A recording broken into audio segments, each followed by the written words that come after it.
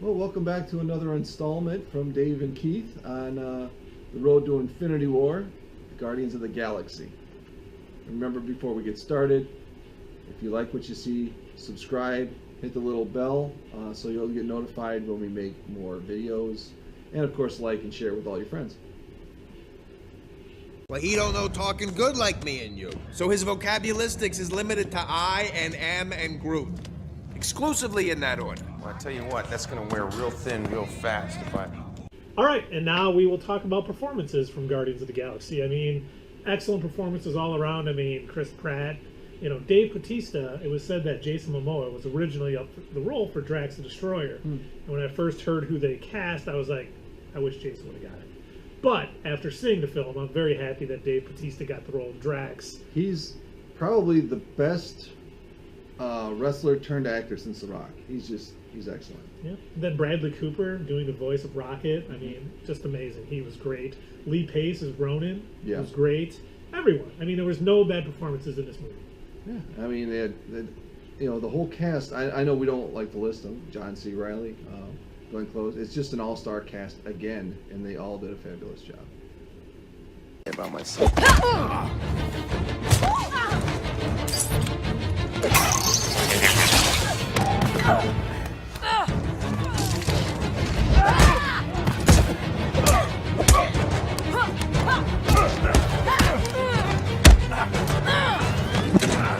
This wasn't the plan.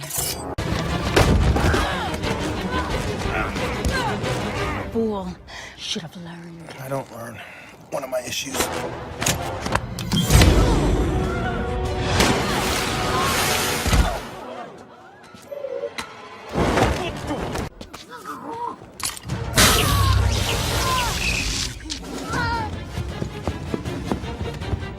I live for the simple things.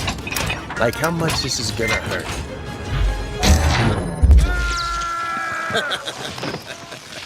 Yeah, right. The plot of this movie is incredible. James Gunn did a terrific job of weaving everything together.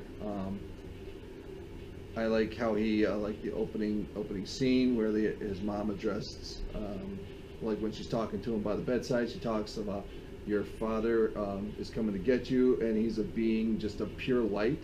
And like if you're not thinking about it, you're not going to catch that, And then you realize in the second movie that it's actually ego, Not that the second movie's come out yet. Oh no! Spoiler alert. Go ahead. And I think the thing is, this movie is so incredibly rewatchable. It's so entertaining on so many levels. I mean, the plot is great. We may talk about that one scene in a minute here. Mm-hmm. Each character, the way they're introduced, even though they haven't had their own films, is just seamless. Mm-hmm. You really care for everybody in it, and the amazing thing is there's no other connection to the rest of the MCU in this film. Right. But it does give us our first shot of Thanos. Josh Brolin as Thanos, I should say. Mm-hmm. And then it also is the first one to really talk in depth about the Infinity Stones. We hear the Collector kind of explaining them. So even though there's no connection to the rest of the MCU as in characters-wise, it really is the building block for the road to Infinity War. Yeah, and it held its own all by itself, which is hard to do. Like when you're introducing, when you're going with new superhero characters, it's hard to make, the movie work, and it did. I think it did like $1 billion. It did I'm a ton. Sure. Did a ton. But and yeah, they really put it together well. Should we talk about the elephant in the room? Do it. The dance-off scene? Yeah, that's probably the only part of the movie I didn't like. And it wasn't so much him trying to distract him with the dance-off that bothered me. It was more Ronan's reaction. It would have been better if Ronan would have been, like, I'm going to torture you for this. And get stalled by, trying to kill Quill before he destroys the planet instead of, like, what are you doing? I mean, he's wanted to destroy Xandar all this time. And he seems like so confused when this is going on. Just didn't like it. I know a lot of people didn't like this scene too. Certainly did not ruin the movie, but I think just could have been handled a lot better. Definitely.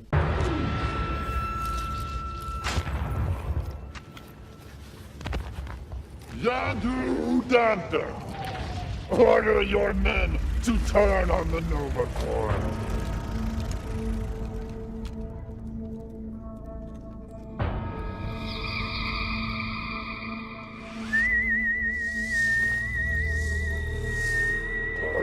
afternoon.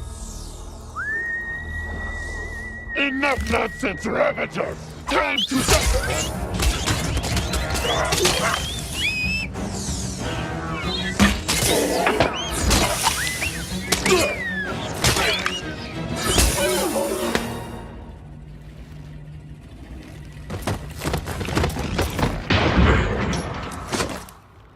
Okay, other items of note and little Easter eggs. You know, at the beginning of this film, Peter Quill goes to Morag to get the Power Stone. He doesn't know it's the Power Stone at the time, but it was kind of in a force field, and I wonder if being inside there kept it away from anyone, you know, finding out where it is. He couldn't detect it. Yeah, so just some lore led him there to grab it. So that was very interesting. And that's the first time that we see in the MCU that Thanos sent somebody to retrieve a stone. So he's already working on what we're building up to in this next movie, which is, you know, a lot of depth. I love it. Yep, absolutely. I don't have anything to drink. You know, we also see in that collector scene, he's so interested in Groot. We've talked about it before, how, you know, the theory out there is that Groot could be the tree of life, so maybe that's why the collector is so interested. You know, and in that same scene, when the collector's assistant grabs the Power Stone, you know, it seemed like at first she was trying to kill herself to get out of his control, but was she trying to kill herself, or what did she think she would gain vast power by grabbing this and being able to control it? Unfortunately, I think the latter. Didn't work out for her so no, well. not so much, not so much. You know, the way the music is weaved into the story is just incredible too. We didn't talk about that during the plot, but you know, he took this like gift from his mom, this mixtape, and just weaved it into the story so well. And he kept doing. He did it with Volume 2. I don't know if he's going to be able to do it as well with Volume 3. I'm sure he will, because I mean, James Gunn has done an incredible job in these movies. You know, other things. There's so many great quotes in this movie. You know, Rocket explaining "I am Groot," where he's like, you know, his vocabulistics isn't as good as ours. Yeah, I like that a lot. That was hilarious. And then you got in the scene when they're in the Dark Aster and Korath sees Star-Lord again, he goes, Star-Lord, and he goes, finally! Yeah. He's like so happy someone finally called him by his name. And when they first get in the Dark Aster and Groot does those like light up sort of glowy things, and Drax is like, how does he do that? And Quill's like, I'm pretty sure the answer is I am Groot. And then Groot just nods. It sure is.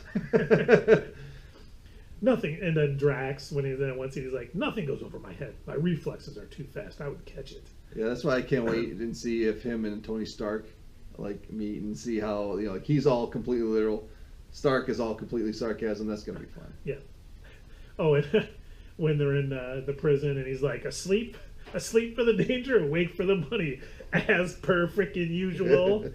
You know, when Quill's talking about Footloose, and he's like, you know, town had a bunch of sticks up their butts, and she's like, Gamora's like, who put the sticks up their butts? That's not important. And then one of my favorites is after Quill's like, he goes, why would I put my finger to his throat? No, it's a metaphor. And Rocket, when he's kicking the grass, he's like, you're making me beat up grass. A few things that I liked, like I said, I think I said when Meredith reveals in the opening scene that Ego was his father. I love the beginning where the Guardians of the Galaxy is just, the letters are huge, and it's playing that "Come and Get Your Love," and he's dancing underneath it. Great moment. That just set the tone, and of course him dancing. And I noticed a few things like when he was trying to get off of Morag or whatever you say. He's in the Milano. It's going up, and he gets hit by the water, right? And then they're just falling, and he grabs, you know, he works his way up and grabs the stick. It's the exact way that Kraglin does it in Guardians of the Galaxy 2 on Ego's planet. That. Yeah, they both do it the same way. There's another scene in both movies where they're looking through, like when Gamora is put into her cell, and she's looking out the window, and they're all out there, like, you know, mocking her. And then when they throw in part 2, when they throw all the guys out into space, they're doing the same thing. You know, a few you know, similarities. I was going to say differences. And one of the Ravengers says to Yondu, "You've always been soft on him." Yeah, that's because he thinks of him as a son. But we don't know any of that until the second movie. But it's all beautifully set up in this movie. Yep, it really pays off in Volume 2 with a lot of the stuff they did set up in number 1. And you know, another thing, we got Peter Shipp is the Milano, named after Alyssa Milano, who was his character's crush when he was younger and on Earth. You know, I love too when he says, "Well, I come from a planet of outlaws: Billy the Kid, Bonnie and Clyde, John Stamos." I mean, such a great line.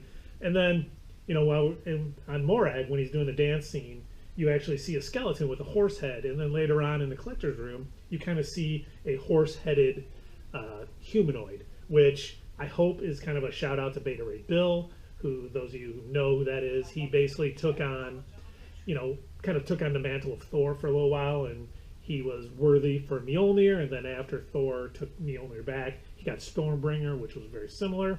I would love to see him in the MCU, but because his powers are so similar to Thor, probably not going to get him. They can only introduce so many characters. And then, you know, we get the Stan Lee cameo. The Stan Lee cameo. And then that same scene, well, he's just hitting on this girl that's like probably 70 years younger than he is.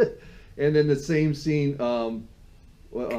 Rocket says to him, you know, that kid, "It's not cool to get help, you little gargoyle." That cracks me up big time. Loved it.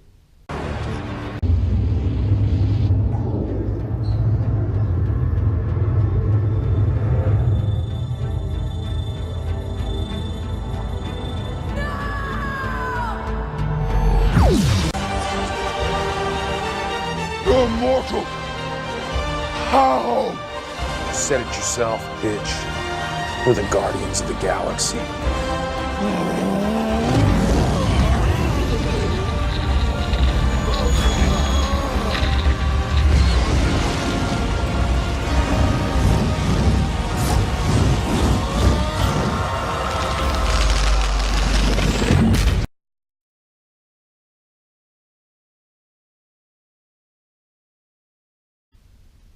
And we're back. Fooled you again. After credit scene. Howard the Duck, hilarious. Yeah, you know, it starts out, we see the destruction at the collector's place from when the Power Stone blows up, and, you know, we see Cosmo again, who is the security chief of Nowhere in the comic books. He's licking the collector's face, and you just hear this voice off in the distance. "You're gonna let him lick you like that?" Hey, that's pretty good, man. Was that you in the movie? No, I think it was Seth Green. Or me. Am I Seth Green? No.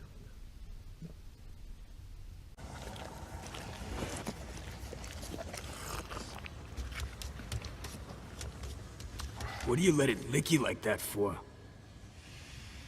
Gross.